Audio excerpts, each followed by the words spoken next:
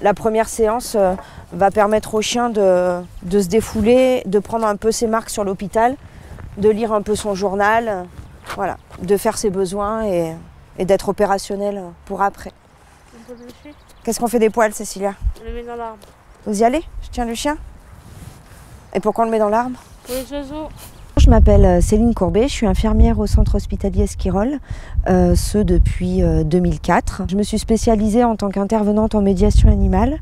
C'est l'interaction, la mise en interaction entre un bénéficiaire et un animal dans l'intérêt de l'un et en respectant l'autre. Le but peut être thérapeutique, ça peut être aussi pédagogique ou encore social. Ici, les objectifs recherchés en priorité, ça va être l'amélioration de l'humeur et la baisse de l'anxiété, favoriser le processus de communication, une motivation à retrouver un exercice physique, une activité physique et une meilleure gestion émotionnelle.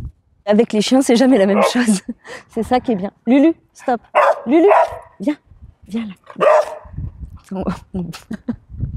C'est jamais la même chose. C'est ça qui est bien avec un outil vivant, c'est que du coup, ça permet d'adapter à chaque fois. Même nos patients les plus déficitaires, les plus passifs, ou alors les plus figés dans leur détresse, ou les plus en retrait, donc vont apprécier ce temps de plaisir d'abord, vont trouver aussi un moteur motivationnel pour faire cette activité de façon régulière. Vous allez bien? Oui, oui. Oui, ça va. Ça va, ça va. Vous êtes venus voir les chiens. Oui. Oui, moi. Je vous laisse leur dire bonjour. Bonjour, oui. Comment vous allez ce matin? Ça va. Ça va?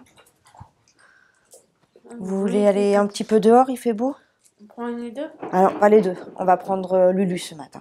D'accord. Vega, elle va travailler après. Je vous laisse préparer Lulu.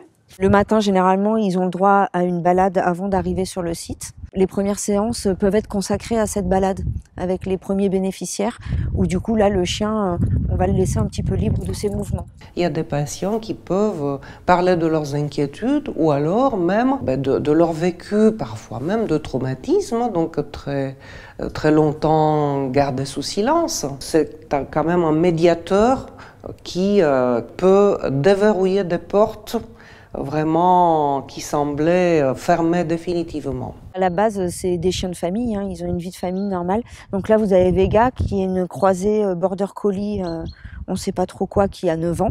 Lulu, c'est un jeune berger américain miniature qui a 14 mois et qui n'est pas présente aujourd'hui. C'est Izzy, la golden retriever, qui a 5 ans et demi, qui est à l'initiative, qui est la chienne historique de ce projet. Petit Lulu, c'est mon préféré. Parce que c'est un coquin, comme moi. Attends. Ok. Très bien, Cécilia. Ça, c'est chouette. Bon, on essaye de le suivre. Je me fais moins de mal. Donc voilà. Parce que les chiens, les chiens m'apaisent. Et... Allez, viens là. De pouvoir le promener, le caresser, lui faire des bisous. Hein, Lulu? Hein, Lulu? Ah oui. Toute la problématique ensuite, c'est que donc, ce lien ne provoque pas une nouvelle dépendance. Parfois, il y a des patients qui nous disent qu'ils voudraient faire bénévole auprès de la SPA, il y en a qui le font. Hein. Parfois, il y a des patients qui nous disent aussi qu'ils voudraient adopter un animal de compagnie ou avoir un animal de compagnie. Bon. Donc, il y a des pistes intéressantes qui se créent ensuite. Ben là, on va faire un peu de relaxation pour essayer d'accéder un petit peu à un moment de détente. On peut traiter des troubles anxio-dépressifs, des gens qui sont en pleine crise suicidaire ou encore des gens qui souffrent de troubles psychotiques en phase aiguë ou en psychoréhabilitation. Par vos caresses, vous allez l'amener à se détendre et vous détendre par la même occasion.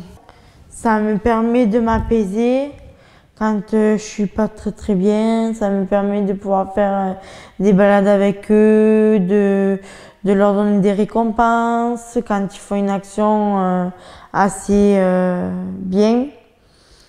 Et je trouve que lui et même tous les autres chiens de la médiation animale sont très sympathiques et sont très apaisants.